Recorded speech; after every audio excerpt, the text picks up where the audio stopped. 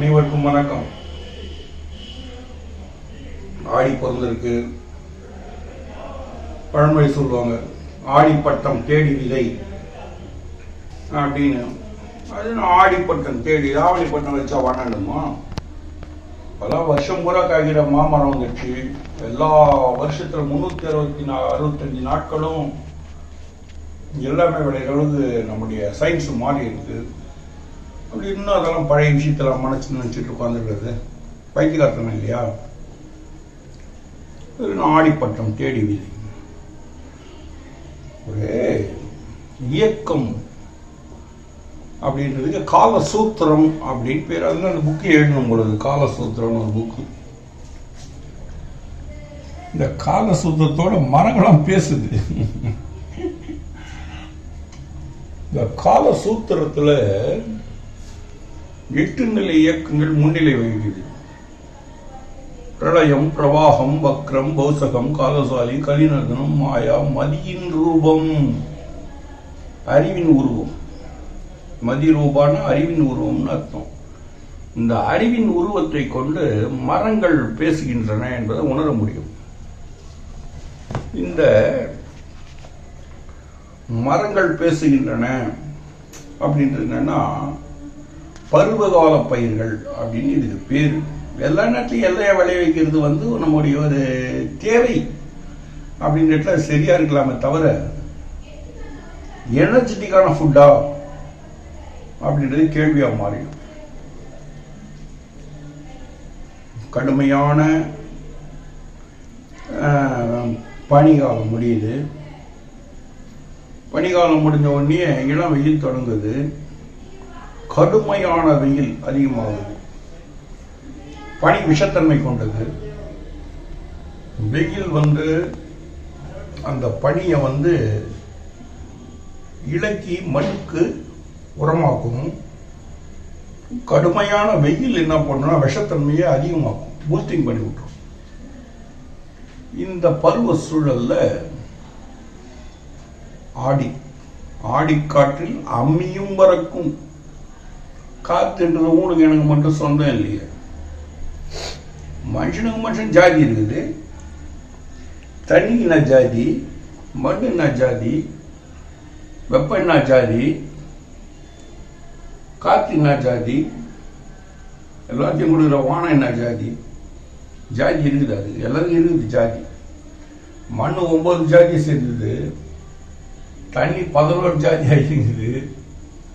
வெப்பம் 4 ஜாதியில இருந்து பிரிஞ்சு 7-8 போகுது. வாயுக்கள் 5 ஜாதியா பிரியுது. நினைப்பு 12 ஜாதியில அடங்குது. வெக்கம், மானம், சூடு, சொன்ன, நல்லது, கெட்டது, சரி, தப்பு இப்படிலாம் அடங்கி போகுது. எல்லாத்தையும் ஒருநிலைப்படுத்துறதுக்கு பருவங்கள் 2 தான் வருது.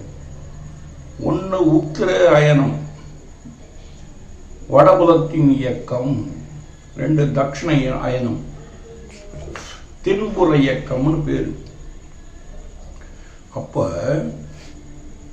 வடபுற இயக்கம் வெயில் அதிகமாக்கும் போது தென்புற இயக்கம் குளிர்ச்சியை கொடுக்கும். அப்போ இந்த ஏற்படக்கூடிய பருவ சூழல் காற்றினால அமெரிக்காவில் வீசுற காற்றை இந்தியாவில் கொண்டு வரும்போது பல பரிணாமங்களோடு கொண்டு வருது. இல்லை, வடமூலையில் வீசக்கூடிய பனிக்காற்றெல்லாம் உருக்கி உருக்கி வாயுக்களாக மாற்றி பூமியோட காற்றா செலுத்தும் போது இன்னைக்கு சொல்லக்கூடிய வைரஸ் அப்படின்ற நோயாக மாறுவது. வைரஸ் ஒரு குறிப்பிட்ட காலத்தில் அம்மை நோயாக மாறி ஆளக்கொள்ள முயற்சி செய்யும். பல பல நோய்களை உருவாக்கும். இந்த நோய்கள் ஆடி மாசம் போல காத்துல பரவும்போது பூஞ்சை நோய்களாக மாறும். இதெல்லாம் நம்ம என்ன சொல்றோம்னா பாக்டீரியா அப்படின்னு சொல்றோமே, அந்த பாக்டீரியாவா மாறும். பாக்டீரியாஸுடைய இயக்கம் உடம்புக்குள்ள பரவறதுக்கு முன்னாடி மண்ணு மேல பட்டு நொதிப்பு திறனை உண்டாக்கும். ஒரு உதாரணத்துக்கு ஒரு மாவு இருக்கு. அந்த மாவுல ஈஸ்ட்னு ஒரு டேப்லெட்டை போடுறோம். சாஃப்ட் ஆகி போகுது. நல்ல பிரெட் வைக்கும், பெரிய சைஸ் பிரெட் ஆகுது. இந்த ஈஸ்ட் சேர்க்காத மாவு ரொட்டியா மாறுறது இல்லை. நொதிப்பு திறன் அந்த நொதிப்பு திறனை இந்த மாவுக்கு கொடுக்கறது இந்த பாக்டீரியான்னு சொல்லக்கூடியது. அதுபோல மண்ணில் படியும் போது நொதிப்பு திறன் அதிகமாகும். தெரிஞ்சோ தெரியாமலோ விஷத்தன்மை கொண்ட பல ஜீவன்கள், கண்ணுக்கு புலப்படாத ஜீவன் முதல் செத்து போகும்போது பூமியில பட்டு காஞ்சி போய் கிடக்கும். இந்த காத்து பட்டவொன்னு இடத்துக்கு இடம் மாறும். பருவ சூழல் மாறும்போது பூஞ்சை நோயா மாறும். இந்த பூஞ்சை நோயுடைய விளைவு காத்துல கலந்து பல நோய்களை நம்ம உருவாக்குன்றதுனால ஆடி மாசத்துல விழா எடுப்பாங்க. நற்காரியங்கள் செய்ய மாட்டாங்க. தீய காரியங்களை விளக்கத்துக்கு இந்த மாசத்தை பயன்படுத்துவோம். அதனுடைய முதல் அடிப்படையில இந்த பருவ மாற்றங்களுடைய அடிப்படையில இந்த பூஞ்சை என்பது மண்ணில் பட்ட உடனே வாயுக்களாக பிறண்டு மண் ஏற்கனவே உயிர்ப்பு திறன் உடையது. அவன் தான் அதுக்கு பிரம்மனை கடவுளாக விட்டு வச்சுக்கிறான். மண்ணில் பட்டு ஈரப்பட்ட உடனே அது நோயா மாறி பூஞ்சை அங்க பார்த்தீங்கன்னா காளான் பூக்கிறத பார்த்துருப்பீங்க. இந்த காளான் உடம்புல பூத்துதுன்னா நோயா மாறிடும். அதே காலம் மண்ணில் படும்போது வடமா மாறிடும். இந்த வடத்தை என்ன இதுல நல்ல காலம், விஷக்காலம், தீய காலம் நிறைய இருக்கு. இந்த காலம் பூஜையா படும் போது இந்த பூஜையை கொண்டு அதை மருந்தை மாத்துறது தான் பருவகால பட்டப்பயிர்கள்னு பேர். அதனால ஆடிப்பட்டம் தேடி விதையும். ஆடி மாசத்துல விளையக்கூடிய பயிர்களை நடும்போது இந்த பூஜையை மருந்தாக்கக்கூடிய ஒரு அற்புதம் அங்க நிகழுது. உடம்புல ஏற்படக்கூடிய தீய கிருமிகளை அழிக்கிறதுக்காக ஆடி மாசம் கூழ் ஊத்துற பழக்கம் உண்டு. அந்த கூழ் ஊத்தும் போது பார்த்தீங்கன்னா வரகு முக்கால்வாசி பயன்படுத்துவாங்க. ஒரு 4 வேப்பிலை கிள்ளி போடுவாங்க. சைவ பெரியர்கள் என்ன பண்ணுவாங்க, தண்டுக்கீரை பார்த்துருப்பீங்க. சிகப்பு கீரை, பச்சை கீரை, இதெல்லாம் தண்டுக்கீரை பயன்படுத்துவாங்க. தண்டுக்கீரை நார் சத்து உடையது. உடம்புல இருக்க நார் சத்து, உடம்புல இருக்கக்கூடிய நர்வஸ் இதெல்லாம் பலம் கொடுக்கக்கூடியது தண்டுக்கீரையுடைய இயல்பு. நெய்தலின மக்கள் என்ன பண்ணுவாங்க அப்படின்னா, மீன்களை காய வச்சு கருவாடை உணவாக எடுத்து அந்த கூழோடு சேர்த்து குடிப்பாங்க. முல்லை இன மக்கள் இந்த கபாப் அப்படின்வாங்க. மாமிச உணவுகளை வெயில் அந்த இதில் வீட்டில் காய வச்சு அதை உண்ற பழக்கம் அவங்களுக்குள்ள இருந்தது. இப்படி இந்த மாதிரி உணவு முறைகளை பயன்படுத்தி உடலை காப்பதற்காக கூழ் ஊத்தும் வழக்கம் உருவாகுது. இதுல சிறு சிறு தேவதா வழிபாடுகள், கிராமிய தேவதா வழிபாடுகள், எல்லை வழிபாடுகள்லாம் எதுக்கு நடத்துறோம் அப்படின்னா, தெரிஞ்சோ தெரியாமலோ இந்த காற்றில் ஏற்படக்கூடிய விஷக்கிருமிகள் நம்மளை தாக்கிடக்கூடாது.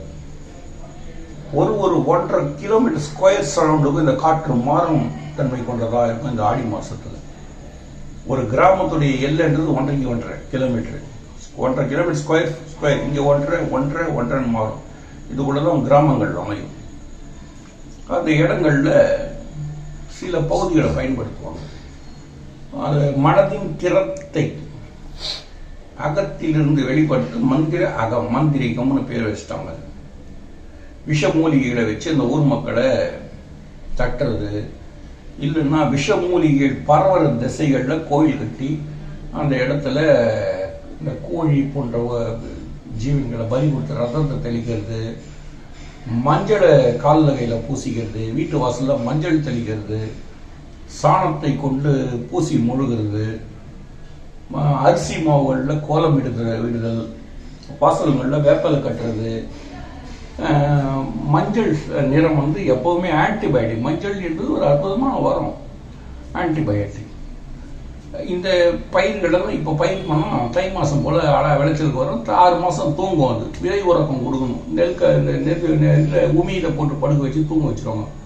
விதை நெல்லாம் அந்த விதைகளை நல்லா தூங்கும். ஆடிப்பட்டத்தில் போட்டு வச்சா மண்ணின் நொதிப்பு திறனை, அதில் இருக்கக்கூடிய அந்த பூஜைகளை மாமருந்தாக்கி கொடுக்கும் அடிப்படையில் தான் பருவகால பட்ட பயிர்கள் அப்படின்ற இடத்துல ஆடி மாசத்துல இந்த பயிர்கள் நடுறாங்க.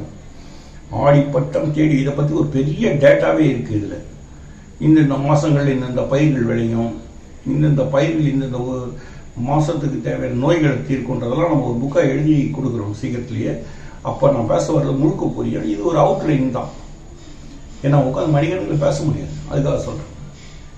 இந்த மாதிரி பருவ பட்டங்களை கொடுத்து பூஜைகளை கும்பிட்டு எல்லைகளை காவல் காத்து மக்களுக்கு நல்வாழ்வு அளிக்கிறதுக்காக இந்த ஆடி மாதத்தை விழாவாக எடுக்கிறாங்க. அதில் ஆடியில் கூழ் ஊற்றுறதுங்கிறது உடம்புக்கு உறுதி. இந்த வாயுக்கள் உடம்புல போனால் குடைச்சல் நோய் விடணும். ஓடுவாதம், திமிர்வாதம், நடுக்குவாதம், ஒடுக்குவாதம், சதாவாதம் எல்லாம் என்னன்னா உடம்பு போட்டு மனுஷனை இம்சை பண்ணும். வின்னு இந்த வாதத்தை வெளிப்படுத்தி உடம்பை சீர்படுத்துறதுக்காக கூழ் போன்ற இதை ஊத்துறது, இதெல்லாம் அதில் உருவான வரலாறு தான். அதெல்லாம் அப்படி இருக்கக்கூடிய உணவு முறைகளை பயன்படுத்தி இந்த தேகத்தை காப்பாற்றிக்கிற இந்த ஆடி மாதத்தை நம்ம பயன்படுத்தணும். தக்ஷண அயனம், தென் திசையின் பருவநிலை மாற்றம் அப்படின்னு இது தமிழில் பேர். உத்தர அயனம், வடதிசையின் பருவநிலை மாற்றம் அப்படின்னு பேரு. உத்தர அயனத்தில் வெயிலுடைய கொடுமை அதிகமாகும். தட்சிணாயனத்தில் வாயுக்களோடு சேர்ந்து மேகங்கள் தள்ளப்பட்டு மழையாய் பொழியும் போது உண்டவைகள் உண்டாகும். இதை ரெண்டுலேருந்து காப்பாற்றிக்கிறதுக்காக தான் விழாக்களே நமக்கு கொண்டாடப்பட்டது. பொழுது போகிறதுக்கு இல்லை இந்த விழாக்கள்லாம். ஒன்று ஒன்று ஒரு விதமான சயின்ஸ். அந்த விஞ்ஞானத்தை, விஞ்சிய ஞானத்தை, தெளிவையும் தாண்டிய ஒரு சயின்ஸை, விஞ்சிய ஞானம் கொடுக்கறதுக்காக தான் கோவில்கள் உருவாச்சு. கோவில்கள் என்பது கொலைக்காரர்களின் கூடாரம் அல்ல, மனிதனை வாழ்விக்க உண்டான விஞ்ஞான முறைகளின் இயக்கம். அந்த மாதிரி விஷயத்தை நம்ம தெளிவாக புரிஞ்சுக்கணும். அது தப்பா பயன்படுத்துறவங்க பற்றி நம்ம ஒன்றும் சொல்ல முடியாது. அந்த இடங்கள்ல இந்த ஆடி மாச காலங்களில் அதில் விளையக்கூடிய ஆடி மாச பயிர்கள் அப்படின்னு சிலர் இருக்காங்க. நம்ம பேசலாம், அதை பற்றி பேசிட்டே இருக்கணும். அதை என்னென்ன ஒரு பொருளுக்கு ஒரு கீரையை போட்டால் என்ன விளைச்சல் கொடுக்கும், அது என்ன நல்லது செய்யும், எல்லாமே வந்துடும். அதில் இந்தந்த நோய்கள் இந்தந்த கீரைகள் தீர்க்கும், இந்தந்த காய்கள் இந்தந்த இது தீர்க்கும், இந்தந்த காய்களை வத்தல் போட்டு வச்சா இப்படி சரி பண்ணலாம். இப்படி போகும்போது ஒன்றும் தனித்தனியாக டேட்டா எடுத்து கொடுக்கணும். கொத்தவரை, வெண்டை, கத்திரி, இதில் நிறைய பாகற்காய், இதெல்லாம் நிறைய இருக்குது. இதெல்லாம் பற்றி நம்ம பொறுமையாக பேசுவோம். அதனால் ஆடி மாதத்தை பொறுத்தவரையில் அனைவரும் கொண்டாட வேண்டிய ஒரு மாதம். அந்த நாட்களில் 4 வேப்பலையை போட்டு கூழ் காய்ச்சி ஊற்றி மாத துவக்கத்திலேயே ஒரு ஞாயிற்றுக்கிழமையிலேயாவது சாப்பிட்டு வந்தோம்னா பல்வேறு பூஞ்சை நோய்களிலிருந்து நாம் தாக்கப்படுவதை தவிர்க்கலாம். அப்படின்றதுக்காக ஆடி மாதத்துக்கு ஒரு விசேஷம் கொடுத்தாங்க. ஆடி மாதத்தில் என்னென்ன பயிர்கள் விளையும், அந்த பயிர்கள் நமக்கு என்னென்ன நன்மையை செய்யும் அப்படின்றதெல்லாம் தொடர்ந்து பார்ப்போம். நன்றி, வணக்கம்.